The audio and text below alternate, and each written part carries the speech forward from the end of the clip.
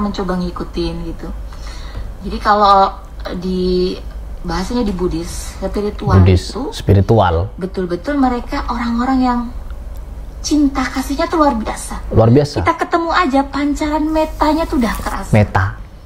Bagaimana sadar, bijaksana, pikiran harmonisnya itu luar biasa. Karena luar biasa, saya sudah banyak belajar ke banyak tempat dan bagaimana orang Buddhis itu sangat mengasihi ketika memang mereka seorang yang menjalankan gitu. Menjalankan apa? Meditasi. Jadi menjalankan meditasi. Ketika orang masuk ke agama Buddhis, dia diajari meditasi, lalu dia mendapatkan ketenangan dan cinta kasih kepada sesama manusia. Jadi kalau di Islam kurang. Islam tidak mengajarkan apa yang diajarkan Buddhis, teman-teman. Jadi dia sampai nyari guru spiritual ke Buddha. Sekarang saya jadi tahu kenapa Ustadz Munandar, maaf ya dari kemarin saya salah-salah nyebutnya Aziz, karena saya memang tidak kenal dan tidak tahu siapa Ustadz ini. Dan saya membahasnya ketika melihat beberapa komentar netizen yang minta saya untuk membahas beliau. Ya sudah saya bahas. Ya saya mohon maaf kalau saya salah-salah nyebut nama Aziz. Munandar ini, beliau adalah seorang Ustadz dulunya yang katanya bermanhaj salaf. Namun ketika beristri Ferihana ini, dia menjadi melenceng. Dan melencengnya agak sedikit. Banyak. Setelah kita selidiki siapa sebenarnya Ferihana, sampai ada salah satu teman saya memposting foto wajah Ferihana.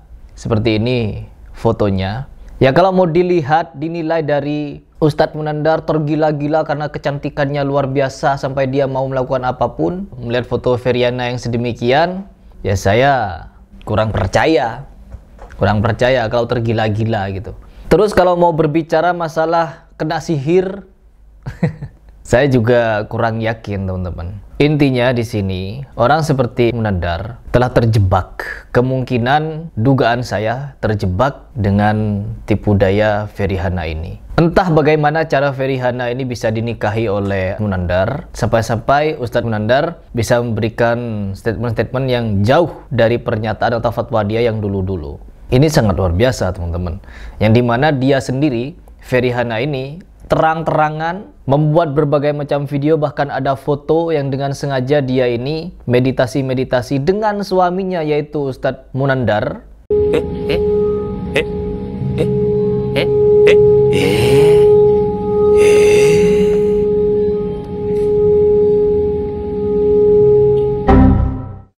Dengan orang-orang, entahlah orang apa itu. Intinya perempuan-perempuan tanpa hijab, teman-teman. Di dalam ruangan dia beserta Ferihana di dalam situ. Kemungkinan foto beliau. Kenapa tidak jelas. Namun dari gelagat, dari gestur, dari video. Ya kalau kita lihat video-video Ferihana ini, musik-musikan, menyanjung-nyanjung Buddha, menyanjung-nyanjung meditasi, seolah-olah ajaran meditasi itu adalah jalan yang lurus untuk membuat orang hidup dalam ketenangan, hidup dalam ketentraman, dan hidup menemukan dirinya yang sejati. Seolah-olah di dalam Islam tidak diajari, teman-teman. Artinya apa? Dia sudah menganggap ada ajaran yang jauh lebih baik daripada Islam. Apakah ini bisa menjadi alasan bahwa seorang apabila menganggap ada ajaran yang lebih baik daripada Islam, dia murtad dari Islam? Tinggal kalian menjawab. Lalu bagaimana sikap kita ketika melihat fenomena seperti ini? Apakah kita mendiamkan? Apakah kita acuh saja? Ya tidak, teman-teman. Karena apa? Dia beserta suaminya dianggap tokoh. Teruslah memperbaiki diri. Jika kamu beruntung, kamu akan menemukan yang baik. Dianggap ulama, dianggap guru oleh beberapa ustadz katanya. Salah satunya Ustadz Abduh, yang dimana beliau jelas katanya seorang murid, namun sudah dijuluki murid yang durhaka. Artinya apa? Ajakan Ustadz Abduh Twasikal tidak direspon dengan baik, malah direspon negatif, teman-teman.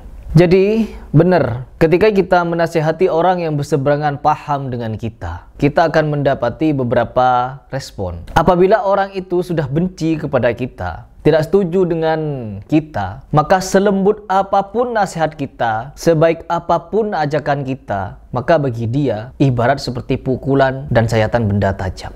Kenapa? Gak ada yang namanya lembut. Selembut sutra pun nasihat kita, apabila dia sudah benci kepada kita, maka nasihat itu ibarat seperti pedang yang menyayat, teman-teman. Sakit. Akhirnya apa? Ustadz Munandar menyebutkan sakit hati. Bahkan demikian semangatnya Abduh ini untuk menghabisi saya,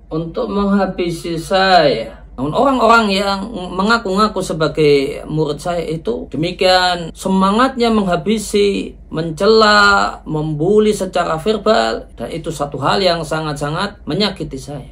Padahal saya sendiri pun bisa menilai bahwa sekarang yang berada di jalan yang salah ya Munandar, ya dimana beliau ini memberikan pernyataan-pernyataan yang sungguh kontroversi dengan dirinya yang dulu, dan melihat tingkah istrinya, apalagi yang ini ke mangkok besi atau apa itu, digetok mungkin digini-gini ada bunyi yang bisa merelaksasi pikiran. Jadi banyak teman-teman orang yang mengaku paham terhadap agamanya meninggalkan apa yang dia pelajari. Di dalam Al-Quran kan dijelaskan, jika kamu ingin mencari ketenangan, ketentraman, jiwa, pikiran, dan hati, maka salah satu cara adalah dengan mengingat Allah. Bagaimana cara mengingat Allah? Apakah dia tidak tahu cara mengingat Allah sampai harus mencari batu loncatan kepada agama di luar Islam?